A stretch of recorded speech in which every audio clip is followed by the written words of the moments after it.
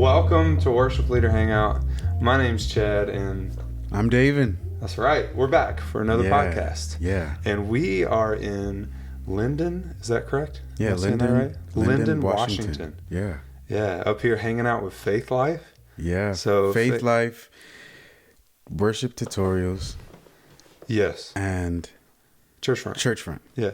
So Faith Life brought us up here to show us some of their products, specifically Proclaim. Yeah.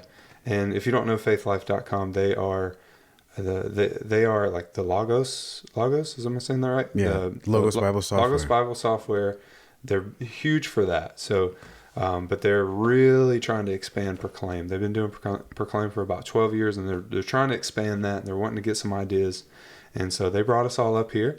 Well, they didn't bring us up here. We brought ourselves, but they are hosting us, and they have been incredible this whole time. Yeah, they've been letting us stay at this really cool house, and it's beautiful. Been feeding us, and we are actually in the studio, but this is the downstairs of the studio. Yeah, like they have a recording studio. It's upstairs above us. Mm-hmm. It's pretty cool. Yeah, like it they've is had really some cool. Famous artists that have recorded here. I think Frank Sinatra recorded here. Yeah.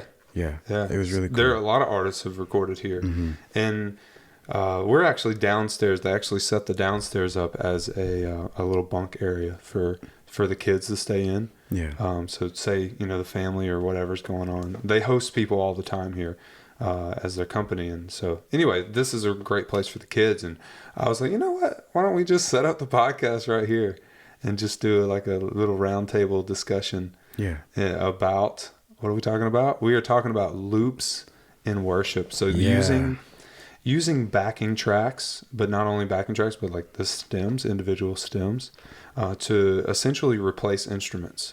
And we use that. We use them. A lot of churches use them a lot in worship, not only just to replace instruments that aren't there, but also to add other sounds or other instruments to the mix that aren't even on the stage. And we want to talk about that. We just want to simply have a conversation about this and not say, well, let me stop. I'm not going to say whether we're going to say whether it's right or wrong, because we might say whether it's right or wrong. But we're just going to have a conversation about what it's like using them, and then our opinions on whether we should use loops in worship. Yeah, whether we should, yeah. And that's a big deal. That's a big conversation. Much like all the other things that modern churches use in their worship services, loops are a big deal. And we just want to sit and have that conversation. And I think you'll be surprised, my view, and I know you and I have talked about this before, but I think you'll still be surprised at kind of my view. Because I haven't really talked about it a lot on the channel in my videos, but I have alluded to some of it. But anyway, so I want to get right into it. Yeah. And I want to just mention there's several ways that you can utilize loops, and there's two specific ways that are huge in the church, and that's the biggest one is through Ableton. Another one that's really big in this space right now is Loop Community and their Prime app. Playback is another app that you can use, and you can play back multi-tracks. You can purchase those. So Loop Community, Prime, Playback, and then of course Ableton. And they're usually fired meaning started from some kind of MIDI device or pedal board or Looptimus Mini, or there's lots of ways that you can start the loop. And then also the loop signal, the MIDI signal you can also automate a lot of feature or a lot of stuff in your service. Automate lights and automate your on-screen stuff, like through Proclaim plug, because they've been so great this week. But so there's a lot of tech that goes into loops. It can be as easy or as difficult as you want it to be, but it's become a big deal in worship. And I just went to a church recently. I'm not going to say the name of it, but back in July, I walked in at the end. I was at the end of the first song, and I walked in late. Even though we don't like people walking in late, I was one of those. I was on vacation. We walked in late, and the band was playing. I was like, oh, this is great. Sounded good. We found our spot. first song ends, second song starts, and I'm like, huh, and I didn't see any cymbals moving, but I could hear some. And I was like, wait, oh my gosh, are you serious right now? There's no drummer in the booth. And they were using one of those Phoenix, like smooth, curved shields. Yeah. With the whole enclosure. And I'm like, that's incredible. And because they use one of those, I didn't think about the sound, the quality of the drum sound sounding like it's in a studio, because that's sort of what it sounds like in a Phoenix. Yeah. And I was like, they don't even have a drummer on stage. So you got through the first song and you didn't even realize. I didn't even notice. I was listening to the first song outside. It's crazy. While we were checking in the kids, and then we walk in. And it ended. And then the way they transitioned was just smooth. Yeah. But so I'll say I haven't had I've had a lot of experience with backing tracks. So like clicks and, different stems and whatnot, but I've not had a lot of experience with the drum track. The only time I can think about was when I rehearse with a mentor of mine, and during the rehearsal, the drummer was a few minutes late, so he played the drum track. They were using stems, and he played the drum track during rehearsal. Yeah, and I was very impressed by how well it fit into the rest of the band doing the song. Yeah, and I think if you use them well and you mix them well, it can make it can be very hard to distinguish the difference between an instrument on stage and an instrument that's just piped in. But the problem is there's a big problem with this, is not everybody knows how to do this. And Loop Community actually made a device called I don't even remember the name. I'll put it on the screen for those who are watching. But if you're listening, I think it's called Track Rig. And they made a device so you can go from your iPad using the Prime app and go into Track Rig. And then that allows you to take each stem and send it to your mix, your board. And that way you can individually mix each instrument, just as you would on Ableton or something, because you can do the same kind of thing with Ableton. And that really helps to be able to do that and make it sound live, make it sound real. But if you don't do that, this can be a big problem. It can. But I'm not here to fix that problem. There are better people for that. But should we even worry about this at all? Yeah. So what's your opinion? So, all right, I'll get right to my opinion. Let me just kind of backtrack just a little bit. I started at my church. We didn't use a loop. We didn't use a click. We didn't use anything. Yeah. Right. So I wanted to start using a click because we had a tendency to either rush or drag depending on the song. And we started using a click. And when we started using a click, I said, why don't we just go ahead and try this Loop Community app? So when you say click, I just mean a... Yeah. Yeah, we should have had a click going for that. Yeah. But yeah, just a simple either rim shot or just like an electric sounding. And this is going through the ears. Just going straight to the ears. You don't hear this in the house. All the musicians. Gotcha. Every musician, every vocalist can hear the click. Nobody in the house. So this is not like a click we would use like when me and you traveled with the gospel choir, where everybody hears that. But it's just in the ears. And we started doing that, and that was kind of a bridge way for us, and intentionally was a bridge way for us to start using loops, because if we couldn't play with the click, we definitely couldn't play with the loops with cues. And by the cues, for those of you who don't know, loops, you want cues to tell you where you're going. And this is another part of loops in worship that people have a problem with, is somebody... Not even somebody, it's just a generated voice saying chorus 2, 3, 4, and it's telling you where to go. Now, if you've planned out the music and you've planned out the form of the song, you know where you're going to go. But there are churches that like to change that last minute. Well, there are ways you can do that using the loop softwares. And so I'm not going to argue that, But I got to a point where I just wanted to take it up a notch. I wanted to take it up a level, right? So I took away music stands. That was the whole process. We started using the click. We started very slowly implementing a loop here and there, and we would just do like pad tracks or pads. And so that way, if we did get off or if we did do something different, it wouldn't sound so crazy. And then I started sliding in the piano because we didn't have a piano player. Mm-hmm. And that actually made a big difference for us. Now, I really liked that sound, and we went for a long time without a keyboardist, sorry. And it was probably about 6 months that we went without one.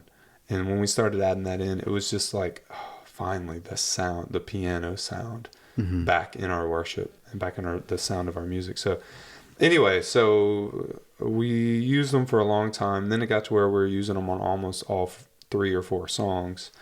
And then early or late last year, we were coming up with our repertoire for 2019. If you don't know what I'm talking about, I'll try to remember to link that below, how we do our rep for each year. And I just didn't want to buy any loops. I also didn't want to make any. I just didn't want to deal with it. I'm going to be honest with you. I didn't want to deal with it. And I didn't want to, I haven't yet learned Ableton to a point where I can use it well at all. And I really just didn't want to. And I don't know what it was. Mm-hmm. It was just like, I just don't really want to do this anymore. Yeah. So you gone from like introducing loops to your church, first off pads, then you put in the piano. Yeah. And then I'm assuming you started putting more than that?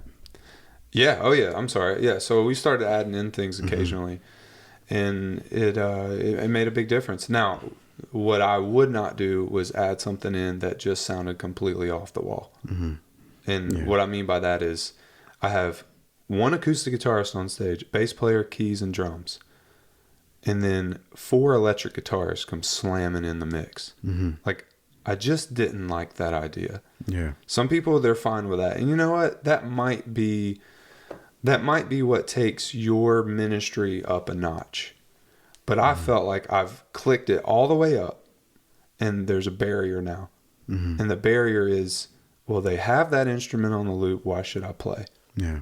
And I don't want that. I want that person to feel like if they're not there, that we are missing their sound. Mm-hmm. We're missing their instrument. We're missing them. I mean, goodness gracious, it's a person. It's somebody that has been given a gift that can use it for worship. And if they are not there, they are missed big time. And I just got to the point where I'm like, hey, I don't want to put this together anymore. I'm tired of it. However, I still use it occasionally. I still use Loop Community Prime occasionally. And then, another part of it was I wanted to put value. I wanted for my people to feel like they were valuable, because they are incredibly valuable. Yeah. And I started playing keys a lot more with your help. Mm-hmm. And that made a big difference, because I was no longer going to put keys in the loop, in the mix, ever. And I haven't since the beginning of 2017, which has been really cool. Yeah. And, I did one time, because I didn't feel like playing it. I wanted to stand up and lead worship. And so then I just put the keys in the mix. Yeah. Anyway, so now I'm to the point where I may use one complete loop, for one song, maybe every Sunday, every other Sunday. Mm-hmm. So, and we do typically 3 songs a Sunday. So it might just be the first song, the big. Typically we open with something big, something either fast or just big. Mm-hmm. And a lot of times we'll use a loop on that. But really, I told the guys, I was like, look, I'm not going to, all this new music, I'm not going to spend a whole bunch of money on loops. You got to learn your part. Yeah. So and they're all just like, yeah. So this year you didn't stop using loops. You just went from using it for every song to you only use it to probably the first song. Yeah. Yeah. A lot less. So then, I had a guy actually accuse me of, leaning on the loops too much. Mm-hmm. But this was after we had already made this big transition, and kind of underlining transition. And that just made me think, if he's thinking I'm leaning on loops too much, and we're only doing 1 per Sunday, or sometimes not even, what would he have thought if he were volunteering back when we were doing a loop for every song, 4 songs a Sunday, sometimes 5. Yeah. And really, what? So what? I mean, what's your opinion? My opinion is I think it's fine. However, if it starts getting in the way of of like true genuine worship, if it starts getting, like when I see a pedal board rig, and I'm just gonna be flat out blunt, when I start seeing a pedal board rig where you have a music stand and or an iPad attached to your microphone stand, and then you have all these pedals that pertain to running loops and running this or that, and then whatever else you may need for your tone of your guitar. And you the worship leader are having to think about all these little aspects of the service, of how it's just going to run, and you're disregarding the room and listening to the Holy Spirit as you worship, and reading the room and what's happening, and it starts to hinder your worship. It's just, when I see rigs like that, it just makes me sick, because I'm like, are they truly leading, or are they just playing music, or trying to play music and filling in so many parts? Like, I'm not bashing that, but I'm gonna be honest, it looks silly. It really looks silly, because I love to just get up there with me and the guitar, or me and a mic, just one mic and me, and just holding it. You know, it's like, this is a side topic, but it's interesting that you say that, because I think people would say that about, like, we've talked about lights before. Yeah, and I think people would say that about lights. But I wonder, why do you have like 76 lights up there and the haze machine? Like, is that necessary? Yeah. And I think people would make that comparison. And you know what I say? What? It's not necessary. Yeah. It's not. Yeah. We could lead worship now, here. But for you guys, this is a way to like honor God aesthetically in the room, right? Yeah. Like, you don't, this is God's house, and you want it to look beautiful, and that's how you guys. In an argument, I will make an argument for the worship leaders that are doing that, and I feel like they want good music. They don't want just a guitar every Sunday, or just keys every Sunday, and I feel that. I totally understand that, because it gets boring sometimes. Yeah. So this is the way I feel. Very. I'm not on a fence. I don't think it's a matter of right or wrong, in my opinion. I don't think it's right or wrong, because there are churches that are very traditional that I've been a part of that will play a complete track and one vocalist on stage with a complete track, right? And people worship. But then I have people that attack me when I have a band, a 3-piece band, and I add 2 more instruments or sounds or textures, and they're like, "This is stupid. You're telling us where to go with a computer." I'm like, and you worshipped in your car with Elevation on their album that they pre-recorded for you, and it's going to be the same every single time, but you still worship. Yeah. So you say you're not on the fence about this? I'm not on the fence, but I seriously can go either way. I can okay. Let me tell you what I'd rather do. You're not on the fence, like, meaning you don't know. Your just opinion is this: you can do it. You don't have to do it. So yes, let me tell you though, I don't want to do it. Okay. There are times where I just don't want to. Why?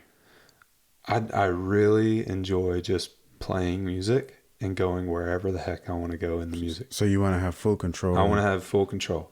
Now, when I do use a loop, I enjoy it too. And sometimes and you know what's cool is sometimes the faster songs, we're not really going to go all different directions in those sometimes, or most of the time I would say. And those are just kind of openers anyway. I'm just going to be completely honest. I mean, they're just kind of breaking the ice some Sunday mornings. Some Sunday mornings, it's like full on. People are already.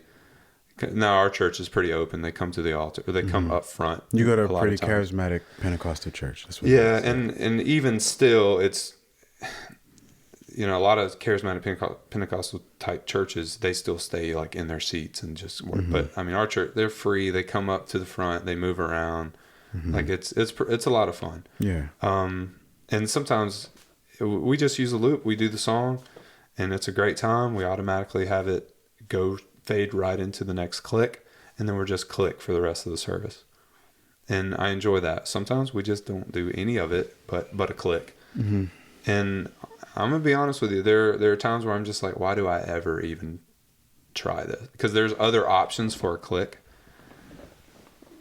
I just want options, right? I guess I want to. I don't know. Yeah. And if it is a moral thing, or if it was a moral thing, or if it meant me going to heaven or hell, I would figure it out. But it's not. It doesn't matter in that sense. Well, I'm just gonna be frank. Yeah, dude. I'm done talking because I want to hear what you got to say. I have. We talked about this before. I have very strong opinions about this. Yeah.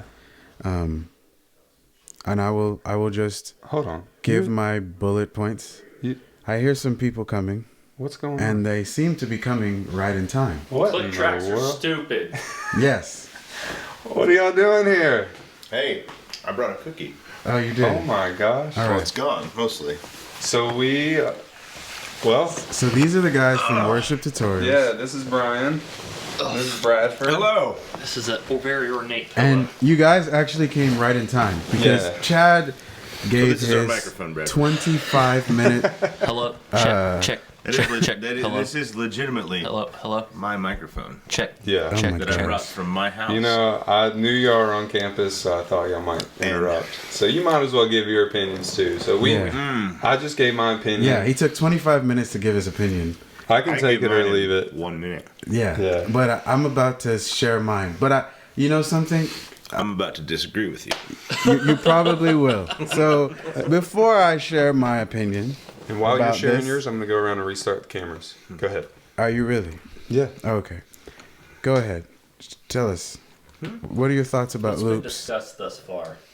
Well, We just trashed your party. Chad is not on the fence about it. He says he can go either way. I was about to talk about mine, but I want to hear what you guys got to say. Since y'all came over on scooters and with cookies, let's hear it. Scooters and cookies. I came over with plain original sparkling water. I just, at that point, at a certain point, you just want water. Like just the That's- fizz. You want a little, Just a little fizz or something. without fizz. Yeah. Well, Bradford and I are probably in this pretty I much was the same about to say boat. the same thing, yeah. Like where our answer is going to be similar. I think there's value in both using tracks, not using tracks. Now, at Worship Tutorials, we have a product called Pads that has been very good to us and something that we really enjoy using. You put them down on the floor so your puppies don't pee on the floor. Yep. Yeah. Not correct. 12 packs. I did. Free delivery. Funny enough, I received an email recently saying this is embarrassing, but please cancel my order. These are not what I thought they were. It was a free pack too. Oh wow. Of pads. It was the free pack, I right? get a lot of feminine hygiene product search results if you are not careful. Oh no. You can cut that out. Yeah. Maybe not. I think that would be really good to go in there. I think. So, yeah, I think that there's value in both not using pads. I certainly understand, or not using multi-tracks. I certainly understand the argument against using them for the sake of authenticity. And I think that you can go way too far with with tracks, and that you can augment your band to a point that it's not very natural, not very authentic. We use tracks pretty much every song in our church, at every I'd campus. say it's like 98% of the time. Yeah, and that goes for like our main campus, which is thousands of people, down to other campuses, which might be 100 people in the room. We use tracks, but we follow a rule that Fuller, sort of he leads all of our worship leaders, and he's on our channel a lot. And we follow this 20% rule. He's the feisty one. Yeah, we follow a 20% rule, meaning you never put more than 20% of what's on the stage in a track. So, for example, if you have 5 musicians on the stage or 4 musicians on the stage, you wouldn't put more than one thing in the track. But if you have 10 people on stage, you can get away with putting a lot more in your tracks. Okay. So if we have a band that is 4 or 5 people, we're not gonna have 6 or 7 instruments being played via tracks because it just feels weird. Yeah. But if we have in our largest campus where I play guitar and lead sometimes, you've got 7, 8, 9, 10 people on stage.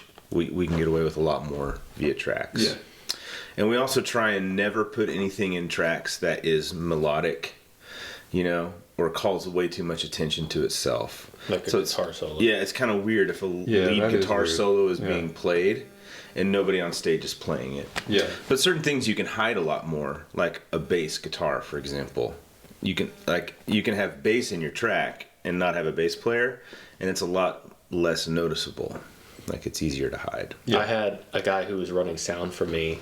He knew I was playing guitar as a worship leader.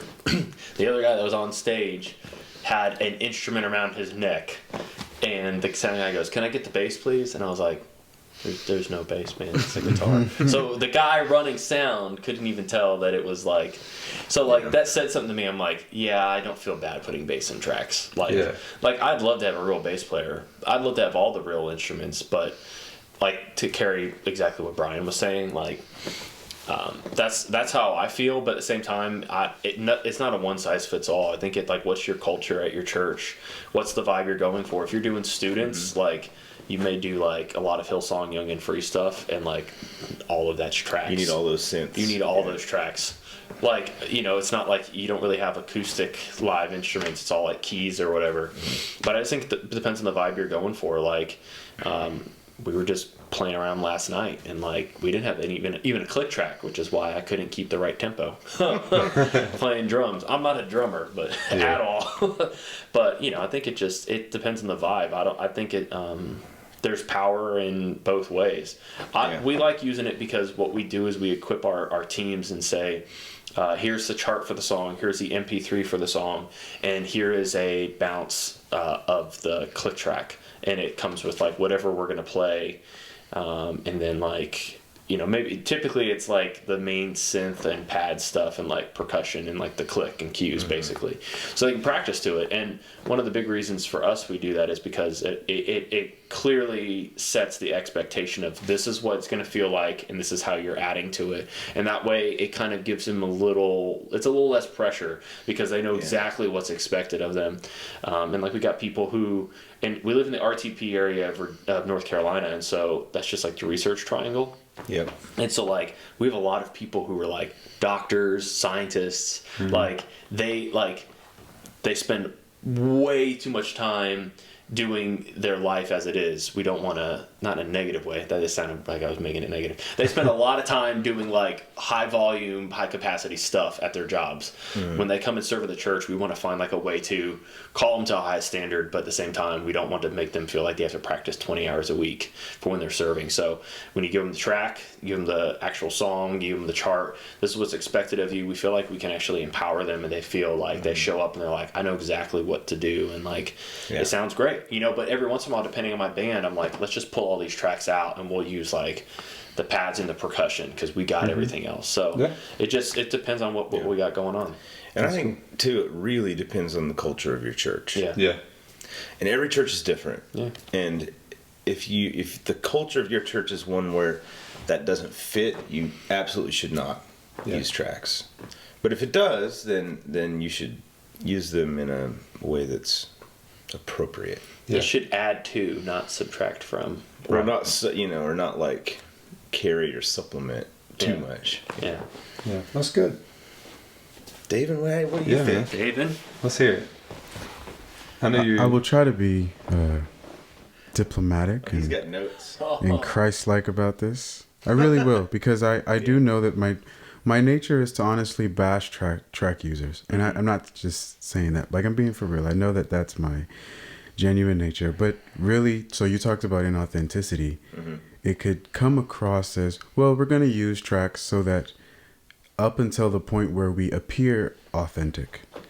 And then, but we won't use it past that point of appearance of authenticity. That's our 20% rule. Yeah, that's the 20% rule. But it's like the appearance of authenticity. But it's not authentic. I'm with you. Yeah, I see what you're saying. But it isn't authentic, right? It's just the appearance. One could argue that. Yeah. But and in this case, I admit that I must admit first off that I'm biased, and I didn't realize it until this trip why I'm biased towards tracks, because I'm not biased against them. You mean? But biased against them, yeah. I don't speak English well. I don't know why. It's my first language. I never figured it out. Neither do I. I'm like a naturalist in a kind of way. Like I'd rather be on a grand piano than a keyboard, or I would rather listen to a cappella music rather than hear it through mics. Like it's these little things that I am, and I'm just speaking of them musically, but it's just how I am in life. Like I would rather walk than drive in my car, ride a bike than be on a motorcycle, that kind of thing. Like it's not that I'm anti-technology. I just realize I like the natural way of doing things. Yeah. And I think that comes across in my music. So I'm acknowledging my biases towards it, and then this is why I have issues with tracks. So I sometimes think it devalues musicianship. Oh, I don't have to learn the part, I can just depend on the track. Well, that we don't let that happen. So what we were saying, we don't let that happen. Yeah. But it can. But it can. I'm with you. Yeah, it can, right? And I think it almost becomes... You have to be intentional. Yeah, you do have to be intentional about not letting that happen. Yeah, That's its natural tendency. I agree, and I must admit, I can't sit here and say I've never used tracks. Like I've been in church, but the value of musicianship and like presenting this as an offering to the Lord was a priority over the track. However, they would use tracks often sometimes. But that's one of my issues. So devaluation of musicianship, and then I think it reduces creativity with songs. So you say this is the way the song has to be because these are the instrumentations we find in the song. Yeah. And so like you say to yourself, well, if you don't fit these instruments that we have in this song, you have no place here. And I didn't always think this way until I was at the church I'm at now, where my first band, they gave me a flute player, and I said, "What in the world am I supposed to do with her?" Led Zeppelin song. So I actually gave her the guitar lead line, like the lead guitar lines. That's a good idea. And it got me thinking, besides some other things, like, what are we to do with all the other instruments in our church if they don't fit what we have here? Yeah, keys, bass, guitar. Yeah. You don't fit that, you don't have a place. And so I think it can reduce creativity in figuring out a way to, include more people into the music department. Yeah. And so that's kind of my reasons for it. And then I don't know. This is a biased thing too. I've worked really hard at my craft. And it's almost like you couldn't find a keyboard player to play that. Like, or you couldn't practice a couple of hours a week. Like the song had 6 chords in it, not even 6. It was 4, And so that frustrates me so much to where I become so anti the track, because I'm like, you didn't have to work as hard to get the same sound, So that's how I feel David's about to swing me to his side. Yeah. Well, and first of all, his calm voice and No. Oh, dude, you are always calm. Like from the first video I ever saw you on, I actually thought this guy was like, man, he's a humble, calm guy. No artificial hype. No, from Brian. Definitely. So what? Right. Except when you get him talking about cookout and the sausage, egg, and cheese McMuffin. All right. Which I just started talking about, so it's my own fault. Oh gosh, yeah, we don't want to keep on that. So what? I know there's probably not a solution, but what could be like our call here for our viewers or our listeners to maybe to seek to find out if this is something that they are going to continue to do, or something that they are just not going to ever start, or should they try one or the other, whichever way. Like say they use tracks every week. Maybe, I'll let our new friends answer. Maybe one Sunday they don't do any, or they. So anyway, I want to. I don't think it's a right or a wrong thing. No, absolutely not. Not at all. I don't think so. But I think that it would be a lot of fun for somebody that uses a lot of tracks. every song? Yeah. To not Just- one Sunday. Well, so this happens every like once in a blue moon. Something will happen, right? And if you're this is a podcast and a video, Yeah. right? Yeah, it's a podcast. It sounds okay first, and then the video just kind of. So if you can see what I'm doing, I'm making like a what kind of symbol It's is like this? looks like a A duck. chicken with your. Yeah. Okay. Yeah. Duck. Chicken beak. Yeah. Duck. Okay. If you see this in our church, that means cut the tracks. Really? Okay. Something happened. We went off the rails or whatever. Really? Oh, And wow. I go full body. Like, It only happens like I can only remember it happening twice in 2 years. okay. Right, which says something to the level of the musicians who volunteer at our church. Like they're pretty solid, right? And so, but when it does, it's like the track goes away and we just play the song, and it's always refreshing when that happens. And we always kind of walk off the stage in the green I room. know. We're like, that It's was like- cool. Well, we don't need click tracks, can guys. I say something to that? Yeah, When we played a pretty difficult song a few months ago for the first time, and I just in rehearsal I just turned around and I just said, guys, that was all of you. Every one of you played your parts, yeah, and you played them well, and it was like an awesome full sound. yeah. And I was like, that was all you. There were no It's tracks. fun. Uh-huh. There were no. I mean, and it kind of gave them like a confidence boost of Yeah. like, yeah, we sound good. Yeah. I mean, I know we were just scratching around last night in the studio, but like, I mean, that it was fun to just play. yeah. And we were probably all, just kind of like, who cares? There's a lot But of noodling happening. yeah, and that's fine. But And a lot of bad sour notes coming from me. but I mean, it's just fun just to be able to create music together and just say we did that. Yeah. But I do know there are churches that actually make their stems, Yep. and that is them, We used to do that. and that's a different story. But Yeah, I would say for a church that doesn't use tracks, before you think about using multi-tracks, if you have the ability to use in-ear monitoring, the second you can play to a click track, your band Yeah. will instantly get better. I think in-ear monitoring is kind of a prerequisite. Start Yeah, using that. you need Start that. using a click and get good at a click. But a click track will just make you so much tighter. Yeah, it will. That's been my experience every single time. Right. And so, before you even think about tracks, you have to do click track. You have to do click track. Yeah.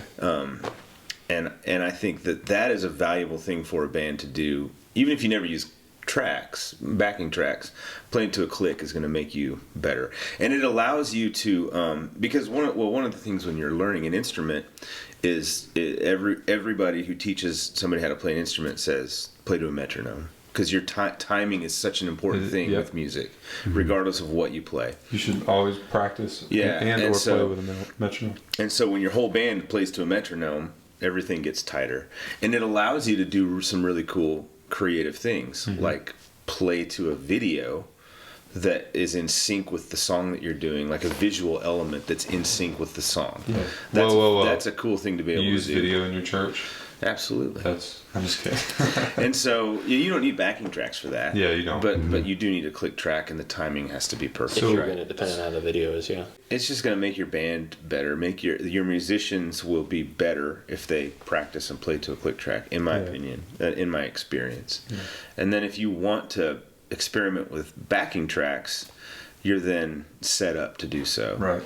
Right, because that's the first step. And You already have that and foundation. I would just start like ease into the waters, like Yeah. maybe play some pads with, just That's- something to make it sound we a little talked bigger. about that a few minutes ago. Yeah. Just start with a pad. Yeah. And then you can move on from there. But yeah, that's really good. And I think you just need to just play with it and decide, hey, this is not for us. Or decide, we can do this every now and then. Yeah. And I think that's probably like the call to action or whatever. Yeah. Be intentional about it. It's yeah. like, if we didn't have this, what would happen? Yeah. And then do the flip side, like if adding these and adding tracks and all, what does it do for us? Mm-hmm. Like, does it just make us sound better? Does it make it sound cooler? Does it remove musicianship from us? Or does it, just evaluate what it would look like to add them or take them away? And then you should probably figure out like what your vision is for your ministry if you haven't, and see how that fits into it. Yeah. Yeah, I'm sorry we're a little loose-ended on this one. should we use loops in worship? But Well, I'm not loose ended. yeah, David doesn't think you should. Collectively, You know, we're the truth is, it's Yeah. not that I don't think you should. It's I've used loops. I don't use them now, but I would say if you genuinely feel this is the best way we can honor God with what we have, then that's what you got to do. Yeah. Or if you say to yourself, you know, the best way we can honor God is by putting in a little bit more effort, Yeah. then put in the effort. So, You should always put in a little more effort. Yeah. Well, yeah. Whichever way you're going. Anytime. Right. definitely, you're right. Well, I'm going to end it right here. And we appreciate you guys so much for watching. Thank you guys so much for interrupting. Because your opinions... You're welcome. Our pleasure. Like, that was awesome. Appreciate you guys coming in. Yeah, And thanks for having us. I did have a mic just in case you did decide to come in. So Yeah. that mic probably sounds better than all of them. I probably hope not. I know. Oh. Definitely not that mic. Look. What is that? Mic? I'm buying What am I this. looking This at? is a Sontronics Delta 2. I never heard of promise that. you I'm buying this mic.